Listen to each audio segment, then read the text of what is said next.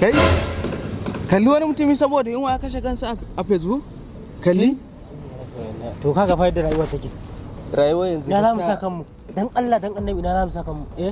Ya ake so mu da rayuwar mu? Ka gani fa a ƙasar ka ba wai a ƙasar wani ba. Shiru ne kawai ba maga. Wannan ai abin tausayi ne. Kalli fa. Kai aga wani dan iska yana yi. He shot you.